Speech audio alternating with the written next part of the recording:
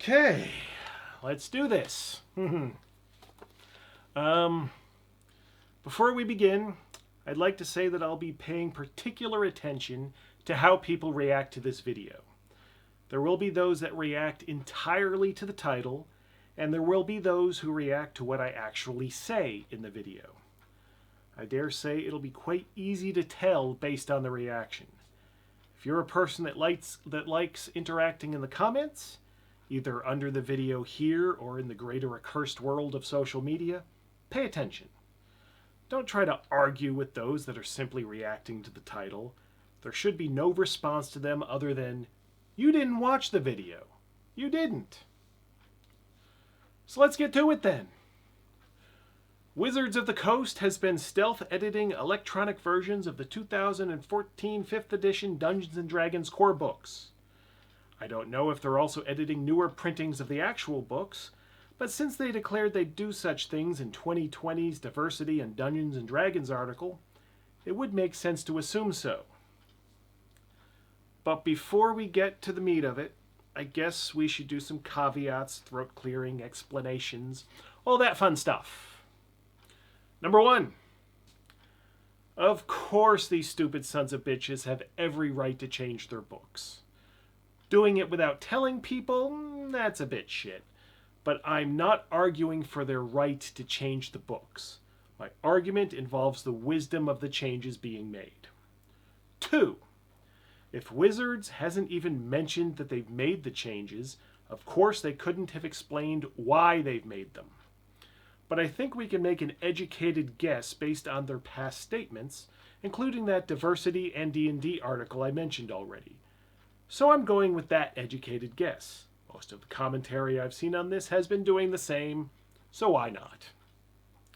Although I will laugh my ass off if it turns out the changes are all the work of some intern doing it without authorization. 3. Don't you fucking dare try to lecture me about the evolution of language. Nothing I am going to talk about here has anything to do with an evolving language. Examples of evolving language would be what's happened to the phrase begging the question, or how literally doesn't mean literally anymore. What we're talking about isn't at all language changing over time through usage, because that is language evolving. What we have here is the factory farm breeding of language, with forces using their influence to change how people talk, write, then probably think. 4. No, I haven't played any new D&D since 2nd edition. I don't buy Wizards of the Coast products. I don't claim any real compatibility to the game as it's been for many, many years. So I can already hear the criticism. Why do I care? It's got nothing to do with me. I'm just rabble-rousing to get clicks and clout. Yeah, and Dungeons & Dragons is the market leader, and most of what the population of planet Earth thinks about if they think about RPGs, it's Dungeons & Dragons. Most probably think Dungeons & Dragons is the be-all and end-all of RPGs. It's the great gateway to the people. So even if it's not the game I want it to be, I still have a very vested interest in how well it does its job, the knock-on effects that it can have when Wizards of the Coast starts skiing down Mount Bullshit. 5. My usual video editor is backed up all to hell. I'm still waiting for projects shot a couple months ago to get done, and fair enough, I'm not paying his going rates for the work he's doing for me, so regular paying work has to come first. But that's the situation, and I have no idea. I got no idea how to put graphics up on the screen. I, don't know how to do a lot of technical things. So this video is just me reading from a page, trying to recreate the emotion while reading it that I had while writing it. See how that goes. but this seems to be the platform that I can get the most reach without paying to boost a post for some reason. And so whenever I'm talking about something in this video, it will be linked in the description. So then, it seems that a website called AlphaStream broke the story of Wizards of the Coast editing electronic versions of their D&D 5th edition core books with an article called What We Can Learn from Wizards of the Coast's Core Book Sensitivity and Inclusivity Changes. You need to read that. It's linked in the description, below. Because if you don't read that, then this video is not going to make much sense to you at all. Dude there thinks that the changes are a good thing, and his writing about it forms a lot of what I'm going to speak against here in this video. I went looking around the internets for commentary, and of course there's a lot of gnashing of teeth about it, but the people who support it, and a lot of people do, they seem to generally be in line with, the AlphaStream person's opinions. So what I'm doing here in this video, I'm not just picking on some random weirdo. I mean, we all know that there is a larger movement concerning all this stuff. And this video's title will already tell you what side I fall on in all this, but there are good reasons, I think so anyway, about why. I've got a couple of relevant stories. I don't remember if I've told these stories on this channel or not, but they are directly relevant, so if I've told them before, here they are again. I remember in 1990 when Ted Turner wanted to stop the use of the word foreign from use on his TV stations in favor of international. And one of the consequences of that was, having pro wrestling announcers, because Turner owned World Championship Wrestling, which aired on his TBS station.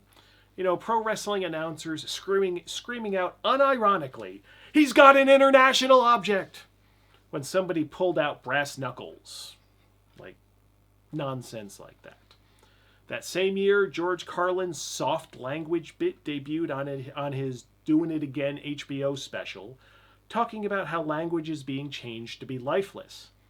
That definitely affected how I view the world and how I view language, and I've linked that bit down in the video description. I very much encourage you all to watch it.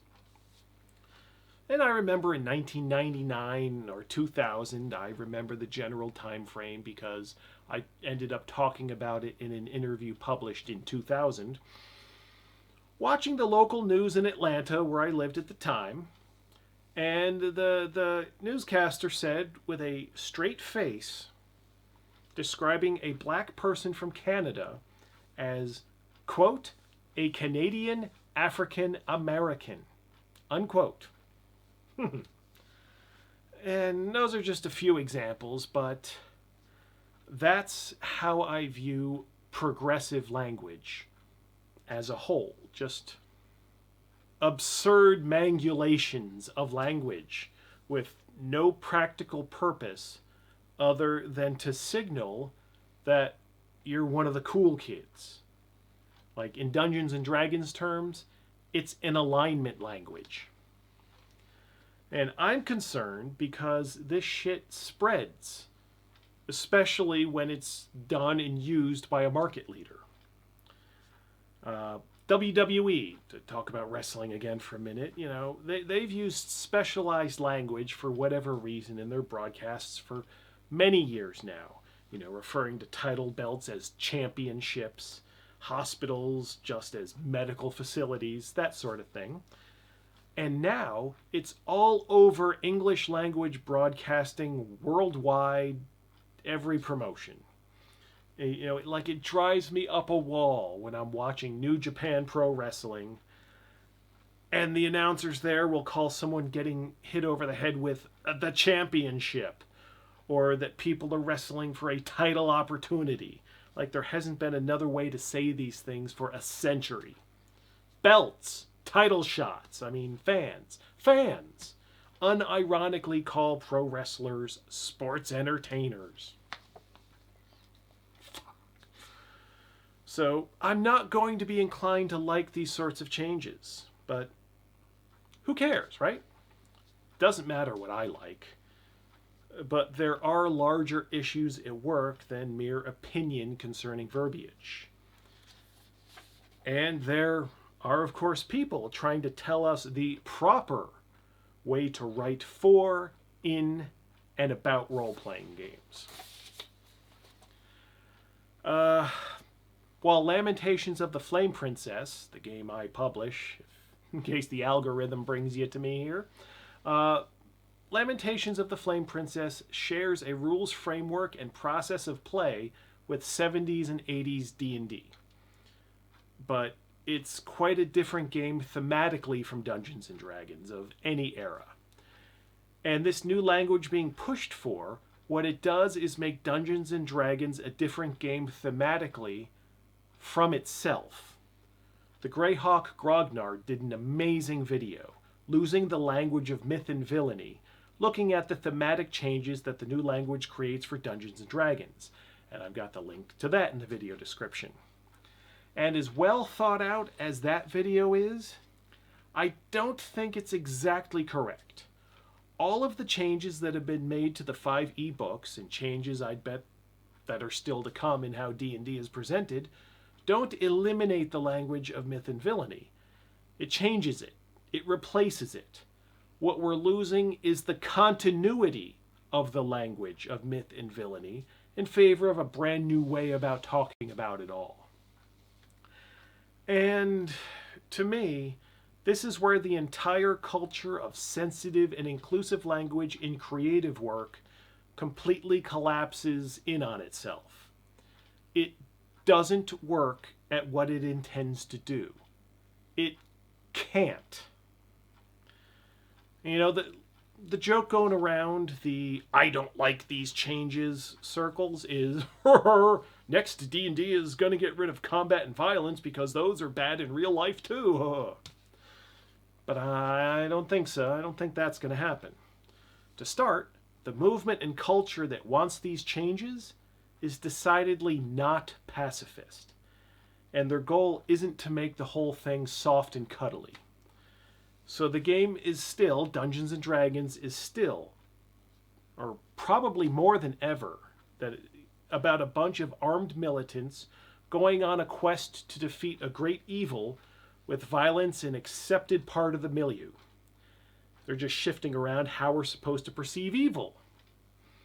And you know, whatever. Except I don't even know why I'm going to complain about this one thing, because it's obviously not even on Wizards of the Coast's list of priorities. But it would be if people making this shit had the smallest amount of pride in their work. But you can't make something timeless with this mindset, this way of approaching language. You're always going to date it. Always. I mean, look at the Alpha Stream post. A few times it's explicit in talking about keeping up on the latest practices, the newest approaches, the most up-to-date, sensitive, and inclusive language, because it changes constantly. One reason it changes constantly is the euphemism treadmill. If you're not familiar with this concept, Doug Stanhope did a brilliant bit about it in his 2016 special, No Place Like Home. I've linked that bit. It's in a video titled Using the Term Retarded, and that's linked in the description. So by design, this entire endeavor will only create something so utterly here and now in presentation and language in an attempt to speak to who and how people are today, as in the past 24 hours, in service of a game where you play someone that's not you in a world that you don't live in.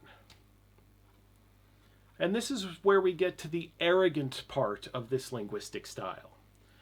The people who want and approve of these linguistic changes do so because they believe this is an objectively better way to write, and also an objectively better way to think. That writing and concepts they are replacing are flawed, being insensitive or problematic in some way. I don't think this is a mischaracterization or an exaggeration. These changes are not simply stylistic points, but a real and genuine attempt to communicate in a way that they think is less harmful. But at the same time they're doing this, they know this type of language is transitory. It always moves. There's always a more sensitive way to say things. There's always more embedded harm in how we communicate with each other. Yet somehow, using today's latest approaches is an objective improvement over yesterday's. That you are objectively a better writer, and by implication, because of the reason for the changes, a better person for adopting the latest approaches, while at the same time broadcasting the realization that at any time today's best practices can suddenly be considered an outdated signifier of insensitivity or even harm.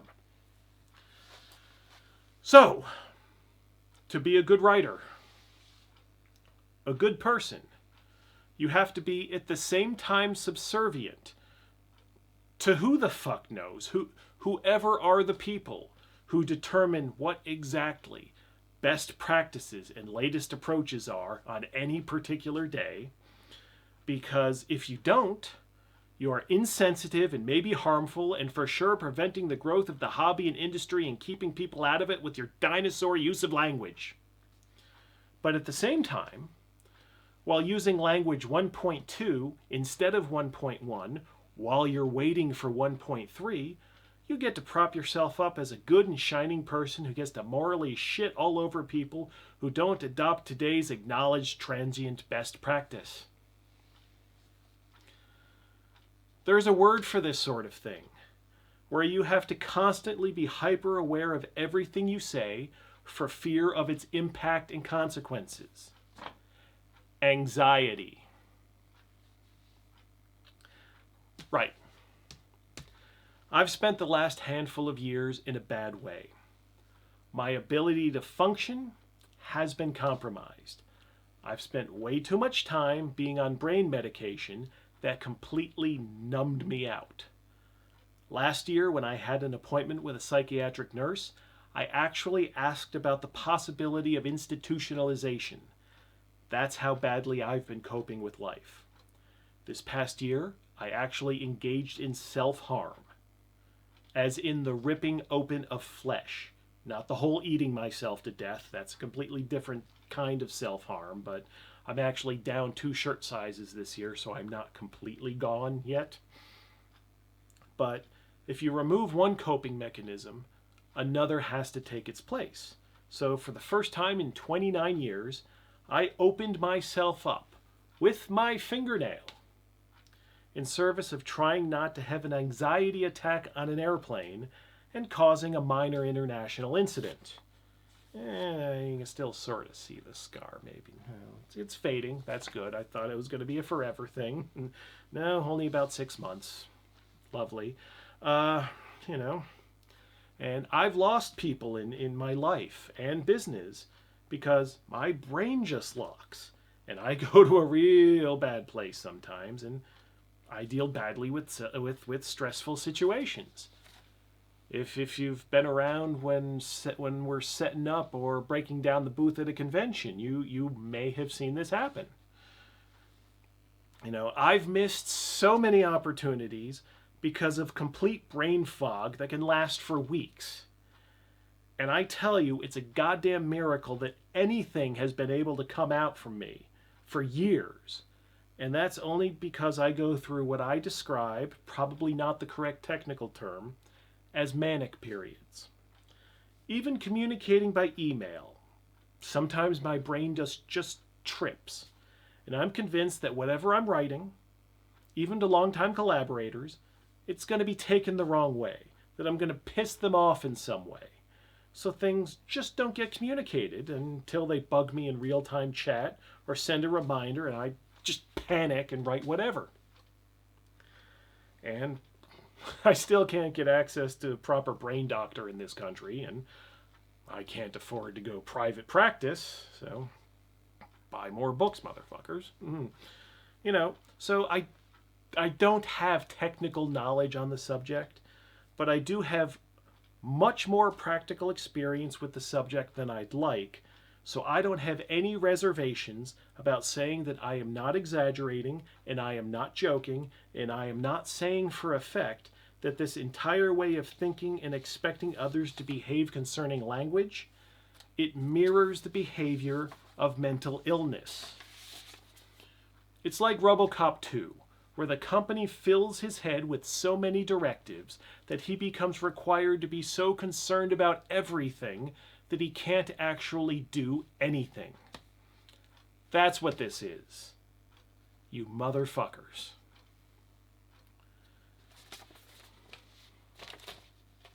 Have you ever spent any time looking in on the communities where this sort of thing is the normal practice? It is the most infuriating thing. People say something. Sometimes it's something I'd recognize as a normal thing to say in conversation. Sometimes it's even down this sensitivity path already, where I'm asking myself, who actually talks like this? And then someone comes in and points out how their language is in some way outdated. And the original person thanks them for it. They thank someone for interrupting the conversation to tell them how they should talk. And often there will be an apology. An apology for speaking in ways that were no problem 5 minutes ago. And you know, some of these people are genuine. And some of these people comply and behave this way out of fear. Fear of losing friends, connection, careers, anything. They know just as much as you do, as much as I very personally know, what happens to you if you don't immediately go along with the helpful and friendly suggestions about how to talk or how to think about whatever matter is before us at the moment. How many conversations do you think I've had over the years with people who talk to me only under the condition that I don't tell anybody that I've been talking to them? Or more often, that I don't tell anybody what they've said in these conversations. So, you will not for 1 second see me recognizing the push for this sort of inclusive language as warm and welcoming. In fact, in my direct personal experience, these people who push for this kind of language are not kind. They are not considerate. They are cruel, they are coercive, and these are their dominant traits. They love nothing but their own power. If you refuse to speak in their directed ways, if you dare, sometimes even if you dare enjoy fiction, according to your own tastes and against theirs, there are no means that they will not use to remove you from any space that they have declared to be theirs. They will attempt to isolate you. They will attempt to intimidate you, intimidate your collaborators and friends and business partners, and threaten them with isolation if they do not comply. They will lie. They will point to things you do and declare them terrible and awful and unfit for public existence, even though they and theirs might do the exact same things. They'll claim their aim is simply to make spaces more inclusive and welcoming to marginalized voices. But this is only true if those voices say the approved things. Just look at how they behave when one of their pet marginalized people dare talk back to them. Their fiercest rage is reserved for those marginalized people who dare go off the reservations very kindly and considerately set up for them. This is not conjecture. This is not conspiracy theory. This is many years' personal experience being subject to this behavior and years of being in contact with many others who have also been subject to this brand of kindness and inclusion. I don't know. This is rough because I admire independence in thought.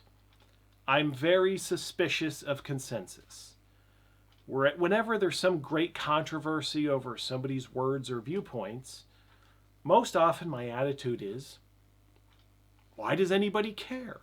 Of course some people aren't going to agree. And only after that. But of course I have my own opinion on the thing too. And I admire the people that stand their ground in the face of this. People who actually do lose their friends, their connections, their careers, and still they stand their ground. That's called integrity. And this may just be projection, but I think we all have some firm belief in something that isn't very popular, some way of viewing the world out of line with consensus. And we want to have that integrity. We'd like to think that when challenged, we would face the crowd and be able to say what we think is right. Like that old Captain America speech. No, you move. But most people, at least I hope most people, because this is again something I have direct experience with, they have this integrity and they have this courage only up to the point when they realize the crowd is also facing them. And then the fear sets in, the calculation of what's more important, one's own beliefs or the benefits and ease of life that come with joining the consensus. And of course, if you try to speak up for this individual, even just saying they're entitled to their opinion, well, then the crowd will face you too. Dissent doesn't seem to be allowed. And this has nothing to do with the actual opinions or beliefs. I mean, I have the same admiration for people standing up for beliefs that I think are utter dog shit. The better world doesn't come when we agree on what the best opinions and beliefs and practices are and enforce them. The better world is when people get to decide all this shit for their damn individual selves. And yet, this isn't even the most maddening thing. It's bad enough when this sort of push for certain language is all about the real world. When you're told that this thing you've understood to be shell shock is now battle fatigue, and you need to get with the program, or socially at least, die. Now, what is absolutely crazy is that in our present situation that I'm talking about, the situation is controlling the language for imagination, storytelling, and fiction. And y'all can fuck right off with that. And this is where the attempt to change the way we talk about villainy really comes home. Even if we ignore the egregious examples of the changes being made, such as changing the word slave to servant, and... Wait. Let's not ignore that. How utterly obscene is that change? Christ in hell. How long until servant is itself considered insensitive? And then we'll be hearing about stealth edits fixing that. And then we'll have morons online tut-tutting people who don't like that the proper way to refer to slaves is now service worker. I would say that's an exaggerated example for effect, but I don't really know anymore. I mean, it seems to some that the proper use of language isn't to describe or communicate meaning or express what one thinks or feels, but that the purpose of language is to shape the world. But perception is not reality. Changing the label on a thing doesn't change the actual thing. The pretense that language shapes reality, I mean, you can get people to believe it. It can change perception, and we all euphemize to whatever degree, but in the end, these things are lies. If how we think and communicate about reality doesn't match what reality is, it doesn't change reality. It just makes us unable to deal with it. But why this push to sanitize fiction and storytelling? What do we, as a hobby, as an industry, as a society, as a culture, gain from doing this? I don't understand.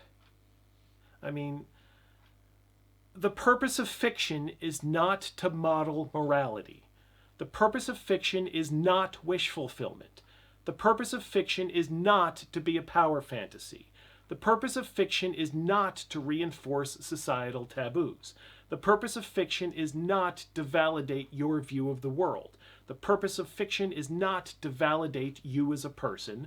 The purpose of fiction is not to make you feel good. The purpose of fiction is not to make you feel safe. There is a word for people who expect these things from fiction, and there is a word for the target audience of fiction that does all of this. Children. Actually, someone that I showed a draft of this text to, that has a child, pointed out that I am under-validating and under-evaluating the capacity of children to process stories. So, okay, fine. Not children. Babies. So let's talk about language in Dungeons and Dragons and role-playing games in general. It's my experience that, at least from the late 70s on, the Dungeons and Dragons was communicated player to player. There was an assumption of a common canon of fantasy literature. But, of course, as the game and the game form gained popularity, particularly amongst children, this canon was less and less assumed. But what was Dungeons and Dragons made of? Robert E. Howard, J.R.R. Tolkien, Michael Moorcock, Jack Vance, Paul Anderson, a bit of H.P. Lovecraft. Have you ever read any of them? Seriously, have you sat down with the original stories and read the things that these men wrote? We are many decades removed from when these stories were written. Over a century in some cases. But their language, every single one of them, the language is active. Tolkien's in a more studious way. Howard's more adrenalized. They all wrote differently from each other. But the language was always used in the service of the stories they told. Their own voices telling their own stories. And they became legend for doing so because of their unique, idiosyncratic, and above all, evocative use of language. They didn't write how the public spoke. They didn't write to identify with the readers. They wrote in a way that best communicated their ideas, their characters, their plots, to take people outside of their own heads, outside of their own world, and understanding, and transport them into the stories. Gary Gygax, the man who ultimately communicated Dungeons and Dragons and the entire form of role-playing to the public, also had his own voice, developed through the influence of these and other writers. Read that first edition Dungeon Master's Guide. Read the adventures he wrote. They weren't written how people in the 70s or 80s spoke. They were written uniquely, idiosyncratically, and evocatively, to take people outside of their own heads and worlds and understandings and transport them into the game. I mean, granted, he wasn't so awesome at the technical aspects of writing RPG books, which is why in the late 70s and through the 80s, we all marveled at the first edition AD&D books and used the options and tables and the stuff in them. But we used the texts written by Holmes and Moldvay and Menser to actually learn the game. And that's why the basic versions of the rules are so popular in old school circles even to this day. But technical issues aside, for communicating the wonder and grandeur and pure fantasy of Dungeons and Dragons, Gary Gygax was and still is unparalleled as a writer.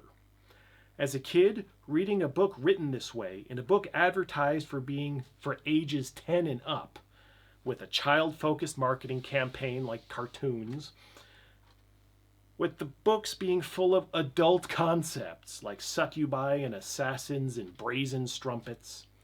I'm telling you, it blew my fucking mind and made me think absolutely anything was possible in a role-playing game. All the stories I read, all the comics, all the fantasy movies I watched in the day, this game was presented in a way that told me you can do all this and more. Is the current way that Dungeons and Dragons is being written going to expand and blow your mind? Anybody's mind? Is it designed to inspire you to imagine the most fantastical things you possibly can? Or is it being designed to keep your mind quite intact, to diffuse any mind explosions, to make sure you don't go thinking thoughts you shouldn't, to keep your thoughts in the here and now in the present world? Always be thinking about the present world. Is the manner and philosophy of the Dungeons and Dragons text today promising people, inspiring them to believe that they can do anything that they can find in any book, any movie, any video game, and more? Or is it telling people, hey, hold on there, text, don't go having any funny ideas. This is Dungeons and Dragons after all. I mean, what's more daring? Your imagination or the text of that game? And if it's your imagination, what in the fucking fuck is the text actually useful for? Foul! Foul! I hear someone calling foul on me. That's easy for you to say, Mr. Gross-Out Game Man. But Dungeons and Dragons is the market leader. It's mainstream. It's owned by a large corporation. It should be casting the widest net possible, appealing to the largest audience possible. You stupid straw man fuck. We've been down this road before. This has all happened before. Remember AD&D 2nd edition? Remember how they excised everything that made anybody upset from 1st edition? No more assassins, no more racy art. Remember them renaming demons and devils as Tanari and Batazu? Just to make sure nobody was offended. Remember the comics code-like rules of what was and wasn't allowed in the 2nd edition era? I've linked that below in case you need to catch up. 2nd edition was essentially the same game mechanically as 1st edition, just with every rough edge sanded down, every bit of vitality in the language sucked out, every bit of passion burnt at the stake in order to have a perfectly inoffensive corporate product. The end result was a player base that said, fuck you, we're going to go play Vampire. And the company that made Dungeons and Dragons ended up bankrupt. Want to make any bets as to what happens to Wizards of the Coast in the 2020s? I mean, yeah, there was some serious business fuckery behind the downfall of TSR, but I put it to you that bad business and delivering bloodless, flavorless product go hand in hand. But you're forgetting something. Reading old books is no longer the way people consume fantasy these days. That's so outdated. Okay, I guess. I mean, Wizards trying to move D&D into a digital game. You know, they've been trying to do that off and on for 15 years now. Maybe that's a smart idea if they want to get to the kids where the kids live. But as of right now, Dungeons and Dragons is still sold as books. Physical and ebook, and the game is still communicated through text. And if that's what you're doing, if your business model is we're going to sell books, but you assume your market doesn't read, what the fuck are you doing? I mean, obviously, the core market is made up of readers. You don't sell books in any number to people who don't fucking read. Obviously. And you can say that the stories of Howard and Tolkien and Moorcock and Anderson, etc., are yesterday's news, and that D&D can't be built on those foundations anymore and still be relevant to today's audience. Okay, So, what are the literary foundations of D&D these days then? I mean, I'm genuinely asking because the most recent fantasy book I've read was probably one of those wretched Sword of Truth books in the mid-90s. I mean, I was burnt out on new fantasy literature when I was around 20 years old, and this is a prime reason why Lamentations of the Flame Princess isn't like a normal fantasy game like all the other fantasy games, because my inspirations are coming from somewhere else instead of trying to approximate what I think you want from a genre that I don't need much more from than the classics. So, but back to the point, I'm genuinely asking, what contemporary fantasy literature is a book-based game like D&D drawing upon these days to inform its language and stay relevant to the modern audience? It can't be Gygax in the 2020s? Okay.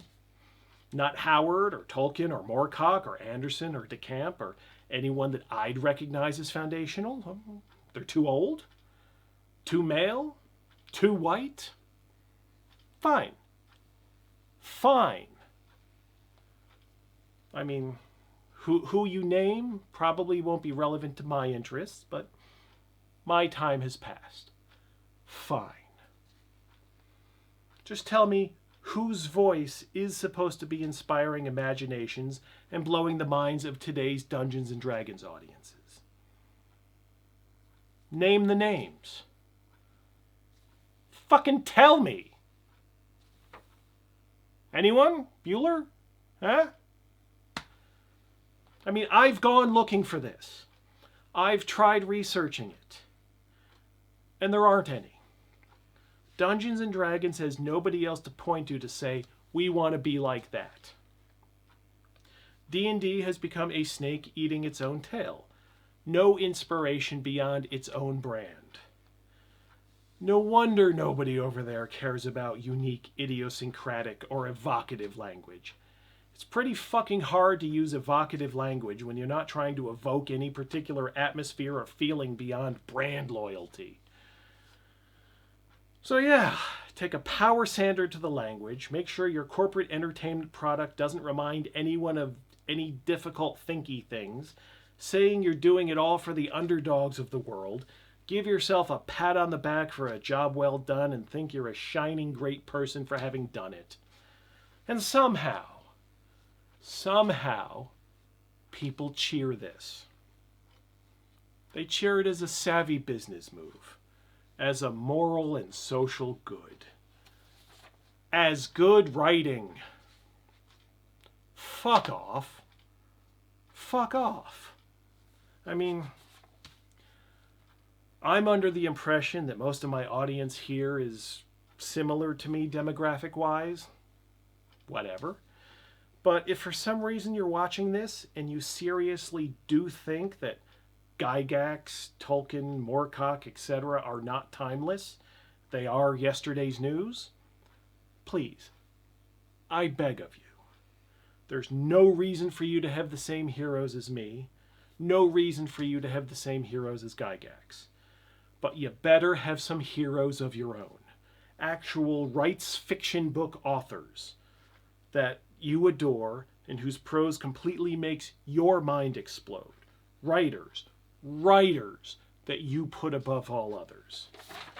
Because if you don't, you are an empty person.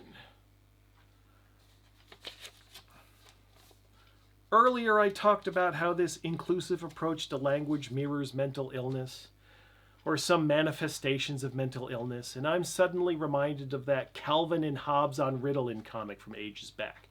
I've linked that below. And that comic makes some people very angry. But, you know, as I mentioned, I've been on some of these brain drugs. Not now, not for a while. I'm stuck with the great fun of being just me for the time being. But I have to tell you, the various times, the various drugs when I was on them, Hobbes died. Every time. And that's what I see this sort of language doing to the imagination. In Dungeons and Dragons, in any other game that makes it a priority to use inclusive language. Because if that's your priority, then making a good game can't be. Writing to transport the reader or player into the game can't be. You can only have one real priority at a time, so you'd better choose it carefully. And I know, people are going to see this video. Hell, they're going to look at just the title and the judgments will flow. Racist, misogynist, transphobe, whatever they think will get people to not listen to me. And you can fuck right off with all that too. I am not so racist that I'll believe for 1 second that people from different parts of the world with a different heritage than me, a different skin color, will accept this gray, point-of-view-less writing as good. I am not so misogynist that I'll believe for 1 second that women will accept this gray, point-of-view-less writing as good. I am not so transphobic that I'll believe that people with different gender identities will accept this gray, point-of-view-less writing as good. I don't think so little of anyone as to believe they get anything from this sort of writing. I don't even believe it's trying to be for everyone. It's designed to be in accordance with some HR department view of fiction that nobody, not of any demographic category, is under any obligation to agree with socially or morally. And even if you agree with what it's trying to do, no matter your demographic category, I fully trust that you know that any individual's own personal voice is going to be different from that. And that it's okay to be different. It's okay to be unique, to not be part of the crowd, to not be in lockstep with any community that you might be a part of. Because I know something that these assholes don't. I know that you are an individual first and a collection of demographic categories last. And if you disagree with that last sentence, well, we probably won't get along very well. And that's okay too. So, yeah. My birthday just passed a few days ago. I'm 49 years old now. Don't wish me a happy birthday, just buy something, you cheap fucks. Anyway, I'm sure the comments are gonna roll in. Oh, you're old. This is just the generational thing happening. This is nothing new, and I really don't think that's it. I mean, there's something different happening now than has happened for quite a few generations. Used to be, the old farts would be shocked by the next generation coming out. Their music, their movies, it would always be pushing the boundaries in an effort to rebel against the stodginess of previous generations.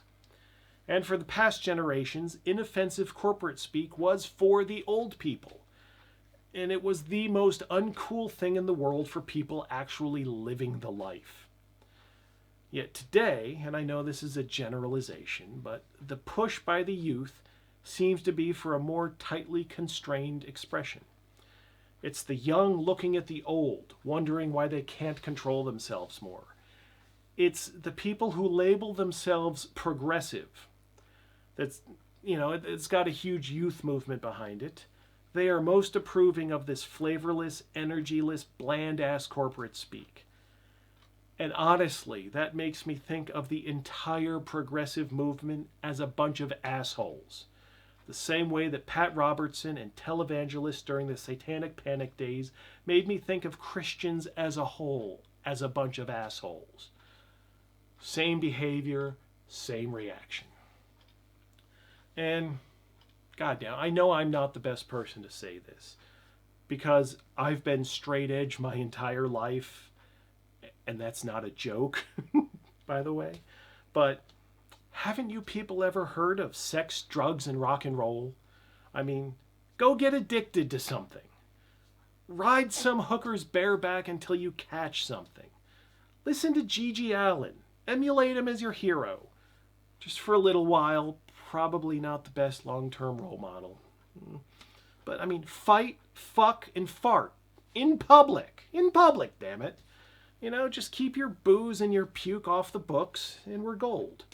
You know, just fucking do something, anything that'll expose you to actual problems in life so you can figure out how people write their make-believe isn't it.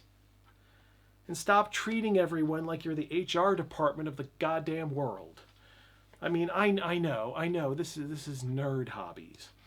And even though I see a lot of the same faces on the convention circuit, it's not the same thing as touring like a band, even if I pretend it is sometimes. But then here in the nerd hobbies, we're so constricted about how we're supposed to imagine and even talk to each other, even though our entire thing is supposed to be imagining stuff and communicating it to the people. I mean, I am so fucking frustrated. I mean, I make my goddamn living in the most constrictive thought and language police sewer of creative industries, and I hope this video goes viral and everyone thinks I'm such a fucking shit-headed dumbass that I lose everything immediately, and I've got to go get a real job and I never have to look at any of this stupid shit ever again.